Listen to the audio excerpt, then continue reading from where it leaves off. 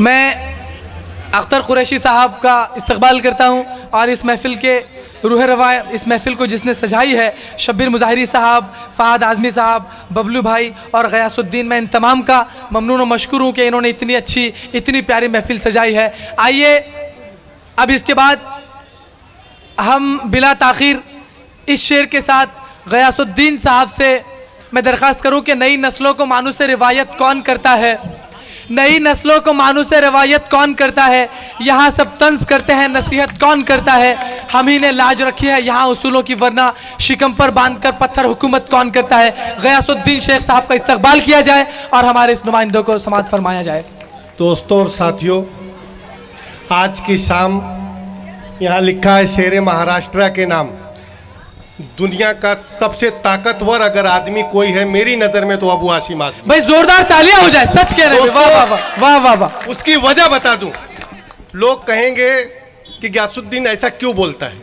मैं आज बोलता हूं इसलिए बोलता हूं कि दुनिया में कहीं भी जब जुल्म ज्यादती होती है तो लोग अबू हाशिम आज़मी का नाम लेते हैं और अबू हाशिम आज़मी के तरफ लोगों की निगाहें पहुंचती हैं।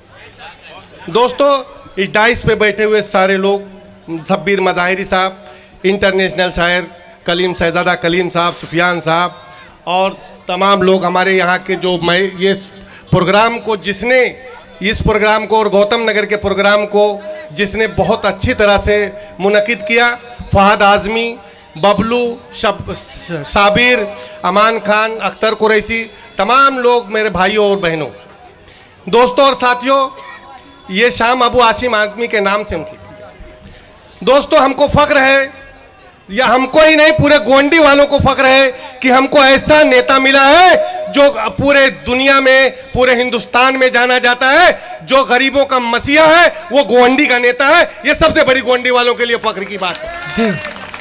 दोस्तों, आज पहला नेता है दुनिया का, मैं जानता हूं, मैंने बहुत नेतागिरी देखी, मैंने लोगों के साथ काम किया, लेकिन पहला नेता ऐसा है जो अपने घर का पैसा डाल करके गोंडी में बगैर 1 रुपया कमाए हुए, 1 रुपया ना कमीशन लेते हुए अपने घर का 10 लाख रुपया महीने का गोंडी में डालते हैं। गरीबों और मसीहों के लिए 2 गाड़ियां दवाएं की चलती हैं।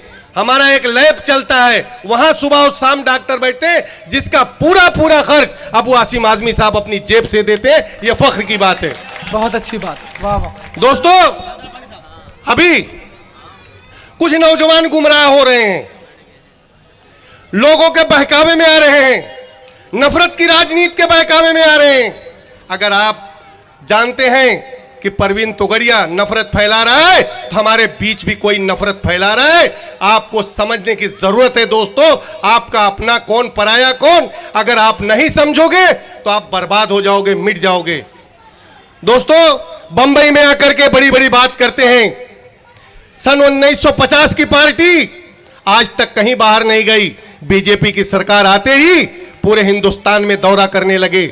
ऐसी पार्टी जो अपने यहां नौजवानों का कत्ल होता है तो उसके जनाजे में शिरकत नहीं कर सकते, उनके घर पे जाकर के पुरसा नहीं दे सकते। ऐसे नेताओं को, वो तो हैदराबाद में रहते हैं, बंबई का क्या करेंगे जब अपने घर में कुछ नहीं कर सकते। दोस्तों, तो आपका क्या करेंगे? आपका नेता, आपका बनाया हुआ नेता, आपके यहां से चुन के जाने वाला नेता 600-700 किलोमीटर चल के जाता है, उनके घरों पे जाता है, उसके ऊपर केस होता है।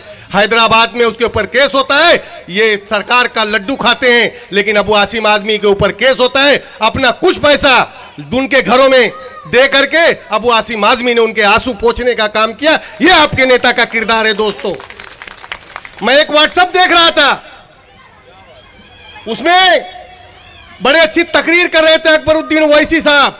कसम खुदा की मैं मोदी के सर को आपके कदमों में झुका दूंगा। अरे भाई, आपका सर पहले झुका है, वो तो उठा लो। मोदी के कदमों में आपका सर झुका है, पहले वो उठा लो, फिर आप दूसरे का सर झुकाओगे। इस तरीके की बात करके गुमराह करते हैं लोग। मैं नौजवानों से, अपने भाइयों से एक अपील करना चाहता हूं कि जिस तरह से नफरत की राजनीति से कभी भी कोई कौम आगे नहीं बढ़ी है, कोई देश आगे नहीं बढ़ा है। आप लोग, एक नेता आपको मिला है अबू हाशिम आज़मी नाम का। दोस्तों, आज गोंडी के हालात देखो, 5 साल पहले चले जाओ और 5 साल के बाद का आज हालात देखो गोंडी के।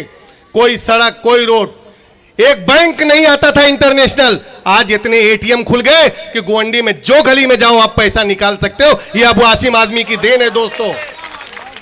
कोई लोन देने को तैयार नहीं होता था, लेकिन आज गोंडी में आपको लोन आसानी से मिलता है। सरस्वती विद्यालय जैसा स्कूल जो महाराष्ट्र में मशहूर है, चेंबूर, नासिक, थाने, सिन्नर सारी जगहों पे है, ऐसा स्कूल भी गोंडी में आया है। तो उसने कहा कि अबू आसिम आजमी अब है तो हमको कोई डर नहीं है, इसलिए सरस्वती जैसा स्कूल भी गोंडी में आया है। दोस्तों ये अबू आसिम आदमी की देन है। गोंडी को 5 साल लगा आईसीयू से निकालने को, अब जनरल वार्ड है। इसके बाद आप देखिएगा इंशाअल्लाह, अगर अबू आसिम आदमी थोड़ा दिन और मिला 10-5 साल, तो गोंडी मलबार हिल से आज पैसा उतना ही भाव है, 1 करोड़ 1.5 करोड़, छोटे छोटे रूमों का, दुकानों का मलबार हिल और बांद्रा का रेट आज गोंडी में चल रहा है। दोस्त जो अपने मकान को बेच करके गए थे, आज वो तरस रहे हैं कि गोंडी में फिर से हम मकान खरीद लें, लेकिन उनको मकान नहीं मिल रहा है। ये अबू आसिम आदमी की देन है दोस्तों, ये आपका नेता है। अगर फख्र के साथ पूरा हिंदुस्तान अबू आसिम आदमी को जानता है, तो फख्र के साथ गोंडी वालों को भी हिंदुस्तान जानता है कि गोंडी की जगह थे, गोंडी से ही ये अबू आसिम आदमी विधायक है। ये अबू आसिम आदमी की देन है दोस्तों कि गोंडी पूरे हिंदुस्तान में पहचाना जाने लगा। ये गोंडी की शिनाख्त बन गई कि अबू आसिम आदमी वहां का नेता है। इसलिए दोस्तों मैं आपसे कहना चाहता हूं, आपको एक अनमोल हीरा मिला है, आपको एक अनमोल में हीरा मिला है। कुछ लोग हैं लफाज लोग हैं, फालतू बातें करते हैं, उनकी बातों में ना आकर के अबू आसिम आजमी के हाथों को मजबूत कीजिए, समाजवादी पार्टी को मजबूत कीजिए। गोंडी में इन घुसपैठियों को गोंडी से भगा करके आप लोग दम लेंगे। ये आज वादा करिए कि गोंडी से घुसपैठियों को भगाएंगे कि नहीं भाई? भगाएंगे ना दोस्तों? अबू आसिम आदमी के साथ मिलकर के आवाज लगाइए और अबू आसिम आदमी के साथ हाथों को मजबूत कीजिए। जय हिंद, जय समाजवादी। बहुत ज़ोरदार तालियां